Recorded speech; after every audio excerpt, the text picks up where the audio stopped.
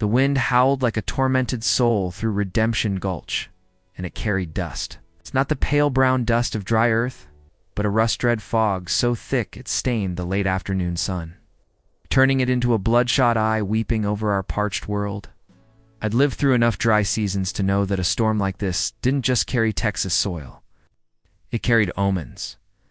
I was hammering a fence post back into place, the sound of my hammer ringing dryly in the heavy air when I saw it.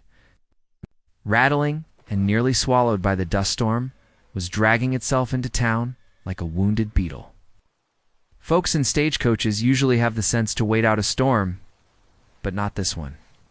It was either running from something or running desperately toward something else.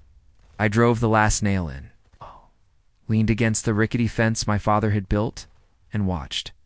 When the coach shuddered to a halt in front of the town's only hotel to Grand, a name for a building that was one stiff breeze away from collapse, the door opened, and she stepped out. My world seemed to stop. Even through the swirling dust, she was like a flame in the dark. A traveling dress of a deep blue, so dark it was almost black, clung to curves that no decent woman in Redemption Gulch would dare to show. Her jet-black hair was pinned up, but the wind had pulled loose a few tendrils, and they whipped against her angular face like black silk ribbons. She wasn't a young girl, figured she was past 30, and she moved with a deliberate grace, a stillness that suggested she was used to being watched. But it was her eyes that held me. Even from this distance, I could feel them. They didn't. Just look at our dusty town. They seemed to look right through it, to see the skeletons we all kept buried. I'd seen eyes like that before in the mirror after a long night with a whiskey bottle and too many memories. The eyes of a survivor. This was Eleanor Vance, though I didn't know her name then. A woman who carried tragedy the way other folks carry luggage. And I, Caleb Blackwood. A man who'd spent the last 5 years trying to bury his own past under this hard-scrabbled dirt, felt a shift in the air more ominous than the weather. This storm had a woman's name, and I had a feeling it was going to tear down more than just old fences. She hadn't come for gold or a husband. She'd come to claim the inheritance of a dead man, her husband. An engineer from the east I vaguely remembered who had bought a worthless piece of land up on the mountain slope. Folks said he was looking for silver, but all he found was an early grave in a rock slide last winter. His legacy was a dried-up spring and a patch of land that couldn't grow anything but cactus and regret. Sure enough, Judge Kaine was there to greet her. He always was. He emerged from his office like a spider from its web, dressed in a flawless black suit despite the heat, his smile oiled and polished. Kaine had built this town, and he owned it. From the general store down to the souls of the people in it. Mrs. Vance, I heard his voice, smooth as poisoned honey, as I led my horse toward the trough. Your presence is a light on such a grim day. My deepest condolences for your loss. Thomas was a fine man. I snorted, but quietly enough that only my horse heard. Kaine wouldn't know a fine man if one walked up and bit him on his fat backside. She just nodded, her dignity like a shield. Judge Kaine. Indeed, he continued, out of respect for your husband's memory, I am willing to take your burden from you. That land, it's worthless, a painful reminder. I'll buy it from you, give you a fair price so you can return to civilization. His eyes swept over her, not with sympathy, but with the appraising look of a horse trader eyeing a new mare. I saw her gloved hand tighten at her side. Thank you for your kindness. Judge, she said, her voice as cool and clear as a winter spring. But I came here to see my husband's property, not to sell it. Kaine's smile faltered for a fraction of a second before snapping back into place, but I saw it. A cold, calculating glint in his small eyes. Of course, ma'am, but be careful. This is a hard country for a man, let alone a woman on her own. It was an offer and a threat, all wrapped up in a polite sentence. But this woman, Nora, she didn't flinch. She simply turned and walked into the hotel, leaving Judge Kaine standing there with that dead smile on his face. I knew then, as sure as I knew my own name, that she had just made herself a problem. And in Redemption Gulch, Judge Kaine had a very final way of dealing with problems. I saw her for the second time the next day at Jedediah's general store. The store was the only place in town where you could smell coffee and gunpowder in the same breath. Jedediah, a stringy old man with a beard that looked like an abandoned bird's nest, was weighing out flour for her. She was examining the goods with the focus of a general planning a campaign. She wasted no movement. I waited, trying to look casual as I inspected a coil of rope I didn't need. The air between us was heavy. I could feel her awareness of me, just as I felt her presence. Finally, I couldn't stand it anymore. "He won't give up," I said, my voice rougher than I intended. She turned. This time up close. I could see her eyes for what they were. They weren't just brown. They had flecks of gold in them, like whiskey in a glass, held up to the light. And they held a deep weariness, but underneath it, a fire was still smoldering. "I beg your pardon, Kaine," I clarified, "about the land. He wants something on it, and he won't stop until he gets it." A shudder immediately came down over her eyes. The openness, if there ever was any, was gone. In its place was a cool suspicion. "And why is that your concern, Mr. Blackwood?" "Cal Blackwood, it's not my concern. Just a piece of free advice." She looked me up and down, her gaze taking in my worn shirt, the calluses on my hands, and the colt that hung low on my hip. I felt like I was being measured, and I didn't like it.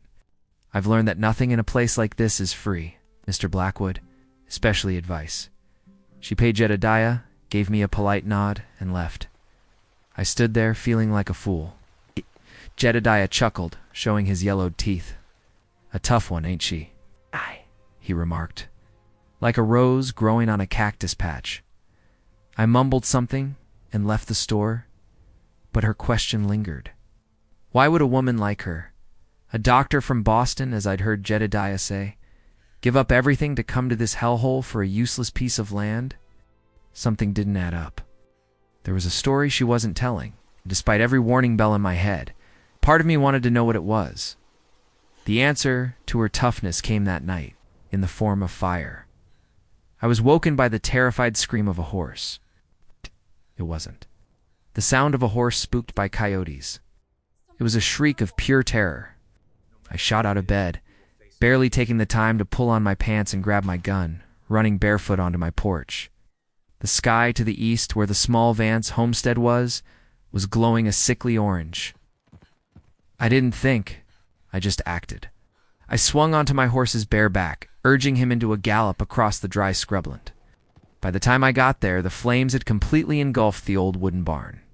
The fire licked at the night sky like the devil's own fingers, its roar drowning out every other sound. Nora was there, trying to lead her single horse out of the blaze. The animal was panicking, its eyes wide with fear, and it was fighting her. A burning beam crashed down in front of them, cutting them off from escape.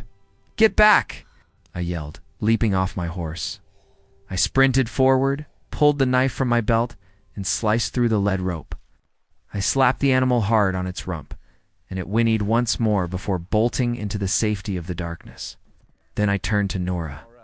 She was in shock, her face smudged with soot, her eyes wide as she stared at the inferno consuming her property. "We have to move." I grabbed her arm and pulled her away.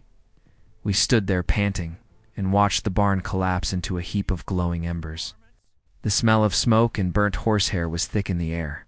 This was no accident. I'd seen fires started by lightning and fires started by carelessness. This fire had been set deliberately in multiple places.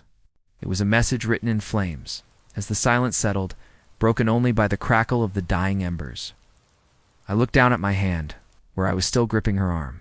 It was small and slender, but there was an underlying strength in her grip. I let go as if I'd been burned. "You...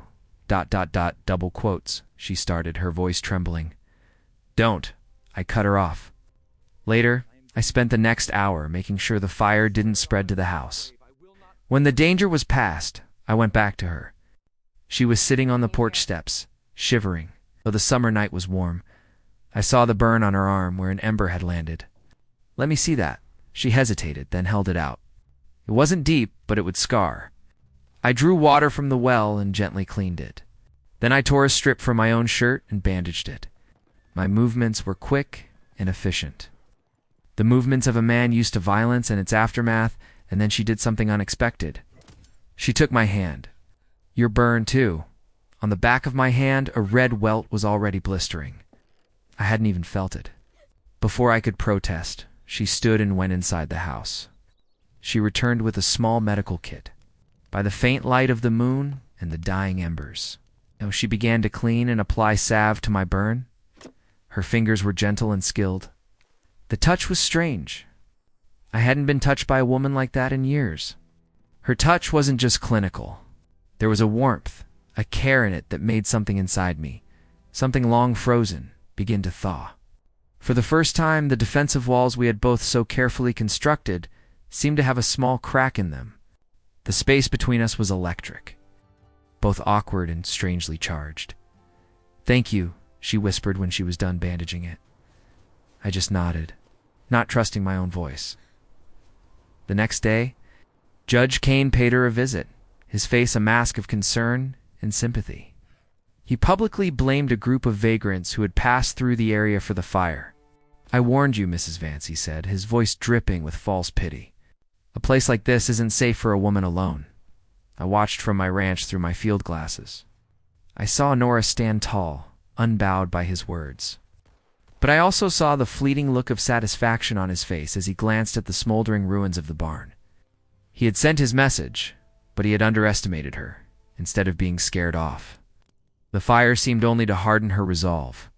I saw her spend hours walking her land, studying the old maps her husband had left behind.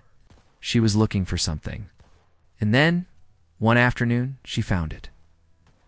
I was mending a water trough when she came to my ranch. She didn't beat around the bush. "I need your help." She led me to a remote hillside on her property, to a spot obscured by rocks and scrub brush. There, cleverly disguised, was the entrance to an old mining tunnel. My husband believed that surface spring was just the tip of the iceberg, she explained. He believed it was fed by a massive aquifer, an underground river, enough water to bring this entire valley back to life. We went inside.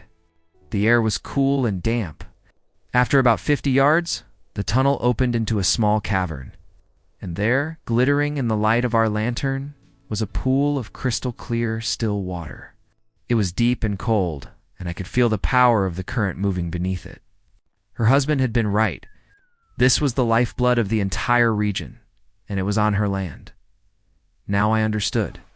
This is what Kaine wanted. Not silver, but water. In a land dying of thirst, water was more valuable than gold. Whoever controlled the water controlled everything. I looked at Nora. She was staring at the water, her face a mixture of awe and sorrow. She had found her husband's true legacy. I was haunted by my own past. I had come to Redemption Gulch to disappear, to atone for a gunfight gone wrong, one that had taken the lives of an innocent family. I had seen the cruelty powerful men could inflict, and I had sworn to never get involved again. But looking at this woman, with her quiet resilience and courage, I saw a chance. Not to forget the past, but to confront it, to do the right thing, just this once. "I'll help you," I said. "Not for you, but because it's the right thing to do." She looked at me, the suspicion still in her eyes. "And what's your price, Mr. Blackwood?" "Just call me Cal," I said, an intimacy that surprised us both. "And the price is we do this my way." It was the beginning of an uneasy alliance. I started teaching her to shoot. The small pistol her husband had left was too light. I gave her an old Colt of mine. "You need to feel the weight of it," I explained. Standing behind her, my hands on hers to adjust her grip. "It's an extension of your arm. Don't think. Just feel." She was stiff under my touch. I could smell the faint scent of lavender in her hair, feel the warmth of her body, even through her clothes. The space between us became hotter and more dangerous than any gunfight. But she was a quick study. She had an incredible focus. Slowly, she started hitting her targets. Meanwhile, Kaine increased the pressure. He sent his men to loiter near her land, a silent threat. He started squeezing the town, raising the price of water from the town well, making people more desperate. Nora, with the heart of a doctor, couldn't stand by and watch people suffer. She started treating people for free who couldn't afford to pay. She saved the life of Mateo, the young son of Maria, a widow whose husband had died in Kaine's mine. The boy had a high fever, and Nora sat with him through the night. That act earned her a small measure of goodwill from the townspeople, who were beginning to see her not as an outsider, but as one of their own. But it also made her notice something disturbing. The miners who worked for Kaine, they looked sick. Their skin had a grayish pallor, and they had a persistent cough. "It's more than just mine dust," she told me one evening. "There's something else. They're being slowly poisoned." Her suspicion was confirmed in the most horrific way. A few days later, she had decided to explore deeper into the tunnels on her own, searching for the source of the aquifer. I had warned her not to go alone, but she was stubborn. "I'll be careful," she promised, but she didn't. Come back. When the sun began to set and there was still no sign of her, a cold dread crept up my spine. I grabbed my lantern and my gun and went after her. The tunnel entrance was still open, but deeper inside I found it. A fresh rock slide. Boulders and earth completely blocked the passage, and it wasn't natural. I could see the scorch marks from dynamite. Someone had intentionally trapped her inside. "Nora," I yelled, my voice echoing in the darkness. There was no answer. A primal fear. Something I hadn't felt since that fateful night seized me. I started digging with my bare hands, the sharp rocks tearing at my flesh, but I felt no pain. All I could think of was her, trapped in the dark, possibly injured, the air running out. It took me hours. My fingernails broke, my hands bled, but I didn't stop. Finally, I cleared a hole big enough to squeeze through. I found her in a smaller chamber. Sitting against the wall, her lantern sputtering with its last bit of fuel. She wasn't hurt, but she was trembling from the cold and fear. When she saw me, a choked sob escaped her throat. I knelt beside her, and without a word she collapsed against me. I held her, feeling the tremors rack her body. In that small, dark space, all the defensive walls came crashing down, I thought. ... double quotes, she whispered into my chest. "She," I said, stroking her hair. "I'm here now." We sat there in silence for a long time.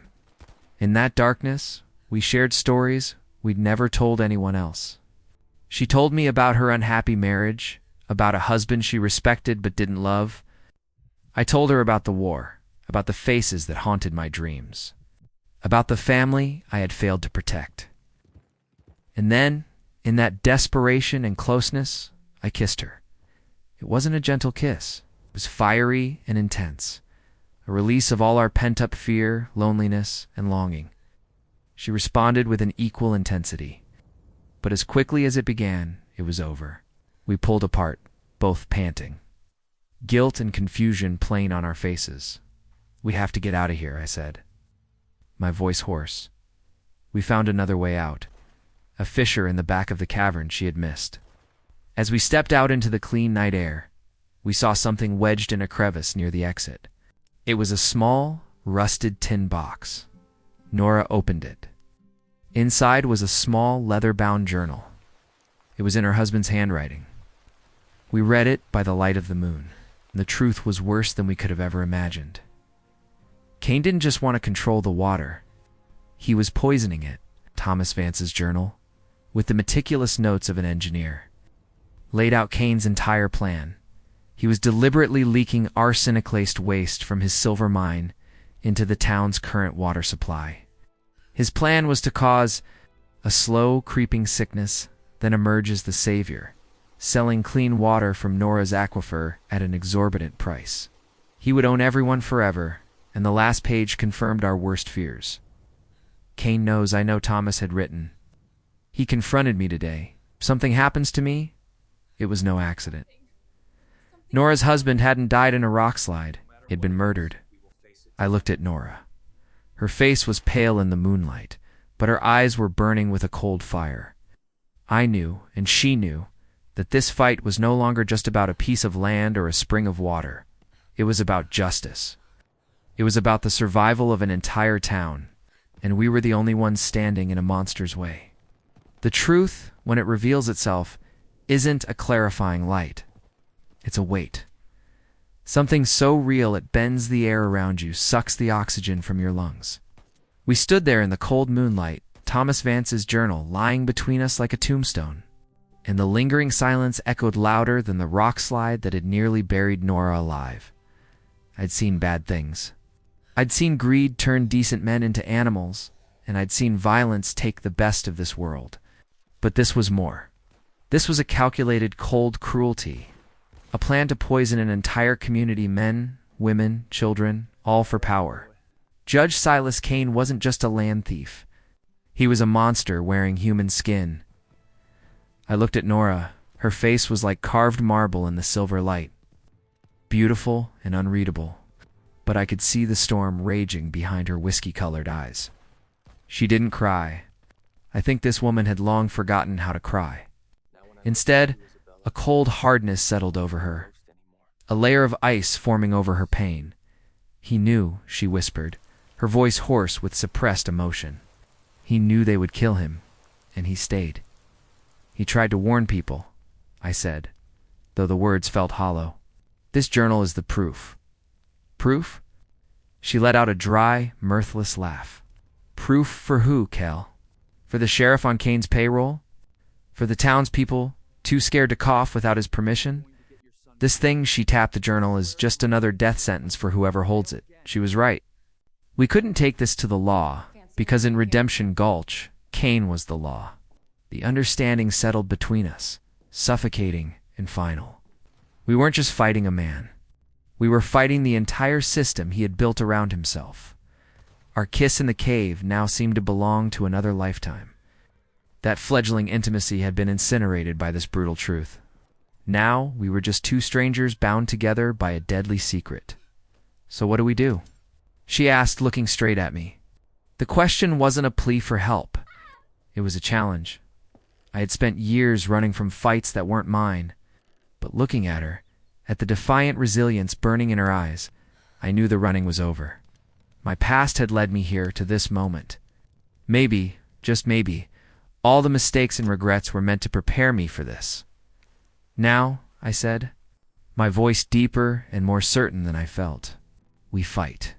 Kaine must have felt the shift in the air. Or maybe one of his rats saw us leaving the hillside together. He didn't waste time. He had to know the journal existed, even if he didn't know we'd found it. He needed to silence us before we could use it. And he decided to start with me. I went to the saloon the next evening, not to drink, but to listen. A saloon is the whispering heart of a western town. If you sit long enough, you'll hear all its secrets. I needed to know what Kaine was planning, who he trusted. I took a table in the dark corner, my back to the wall, an old habit that never died.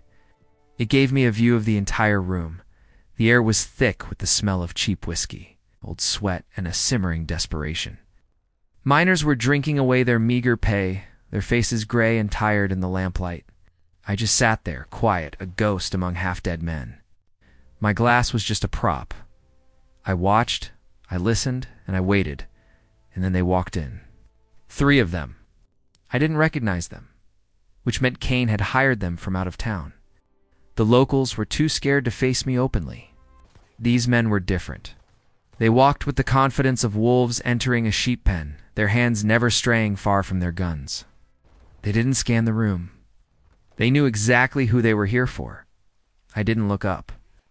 I just kept staring into my amber-colored whiskey. But in the curved surface of the glass, I could see their distorted reflections approaching, growing larger. The room seemed to hold its breath. The low murmur of conversation died. Even the piano player stopped mid-tune. "Blackwood," one of them said, his voice as rough as sandpaper. The leader, a big man with a white scar running down one side of his face. I slowly raised my head, letting my eyes adjust. I looked at him, then at the other 2 who were fanning out to my flanks. A basic but effective tactic. "The judge sends his regards," the leader said. An ugly smirk on his face. I let out a long breath, a plume of white in the cool air. I set my glass down on the table, the sound of glass on wood echoing loudly in the silence. "Then you can take mine back to him," I said, my voice low and cold. The next moment was calculated chaos. I didn't draw first. That would have been suicide. Instead, I kicked the leg of the table. The heavy oak table flipped up, its surface facing them. It was like raising a temporary wall. The splintering crash as the leader's first bullet slammed into it masked the sharp crack of my Colt. I fired from under the table, not aiming for the body, but for where I knew it would cause the most pain and confusion.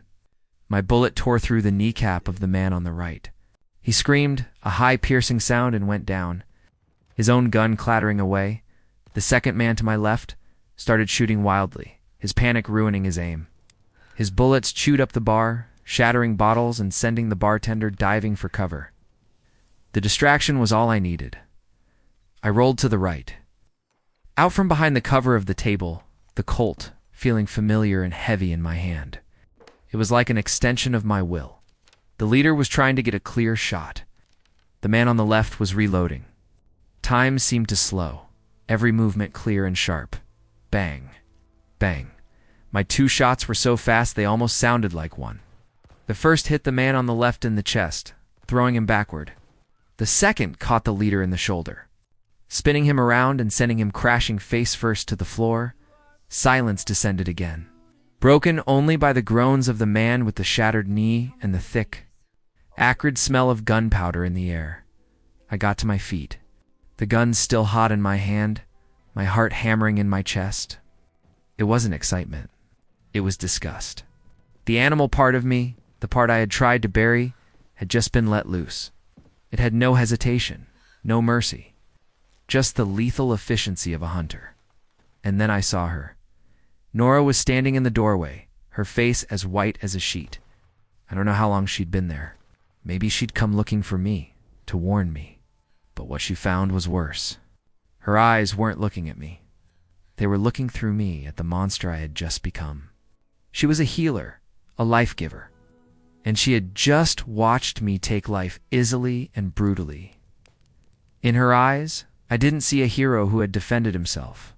I saw horror. I saw disgust. And worst of all, I saw fear. She was afraid of me. The ghost of my past, the ghost of the family I had failed, was more vivid than ever. I had sworn to never let my violence touch an innocent again. But here, I had brought it right to her doorstep. The distance we had begun to close had just become an uncrossable chasm. Nora, I started, taking a step toward her. She took a step back, a small movement, but it hit me like a knife. Then she turned and fled into the night. I stood there in the wreckage, in the smell of blood and whiskey, and felt more alone than I ever had before. That chasm was still there the next day. I went to her ranch, but she kept her distance, both physically and emotionally. She was coldly polite, but the warmth was gone. "I'm sorry you had to see that," I said, the words feeling useless. "It wasn't your fault," she replied, but her voice was distant. "You were defending yourself? I understand that. But..." I pressed. She turned away, looking out at the barren hills. "I'm a doctor, Cal. I took an oath to preserve life. What I saw last night, the way you... It was too easy for you. When someone's trying to kill you. There isn't time for hesitation," I said, a bitterness creeping into my voice. "I know," she whispered. "And that's what scares me." She was afraid of me. Those 3 words hit harder than any punch. They confirmed my own worst fear, that I was ruined by my past. The violence was so ingrained in me, it could never be washed away.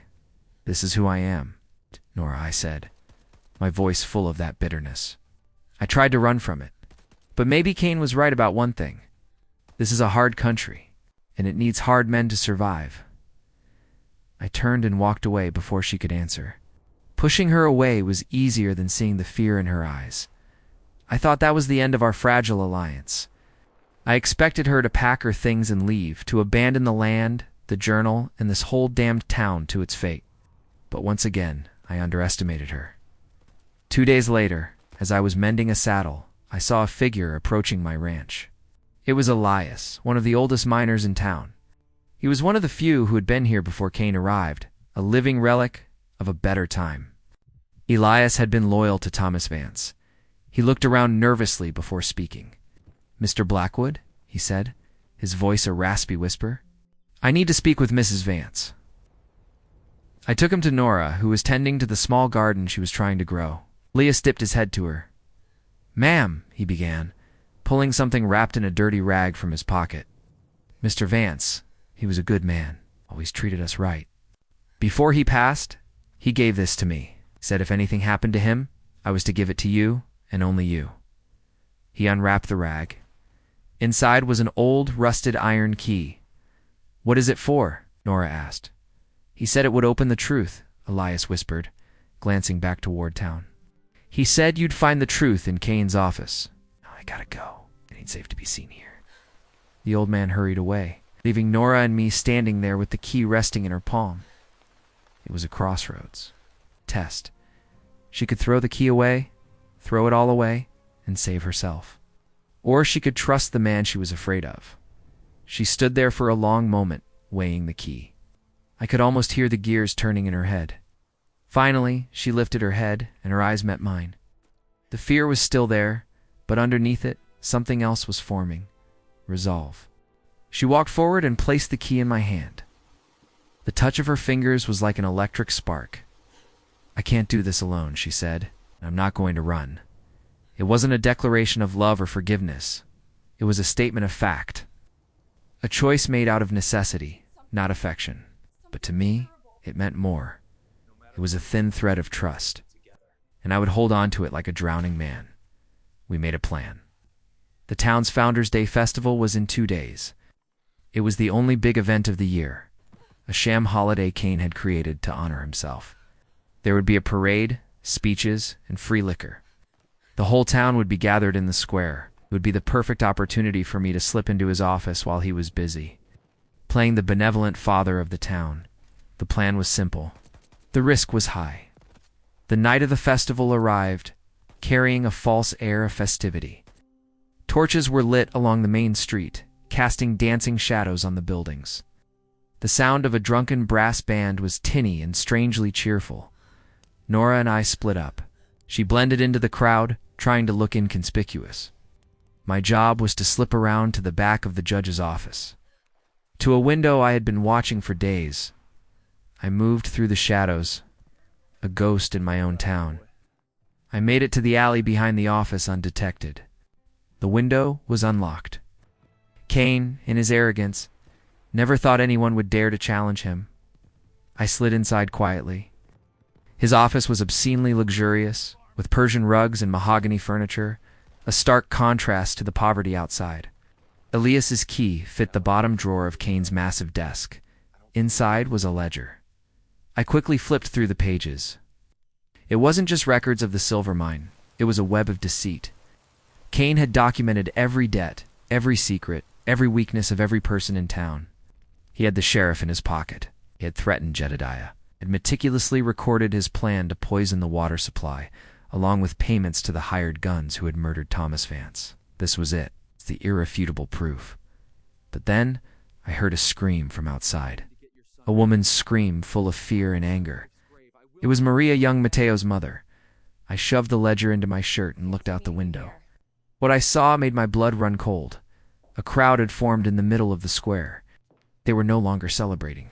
They were an angry mob, and they were surrounding Nora. At the center of it all, Judge Kaine stood on a platform, his hand on the shoulder of a sobbing Mateo. It was this which Kaine yelled, his voice booming across the square. This doctor from the East, she kidnapped this innocent child, trying to sow chaos and fear so she could steal our land. She has tried to poison your minds against the man who built this home for you. It was a blatant lie, a cruel inversion of the truth.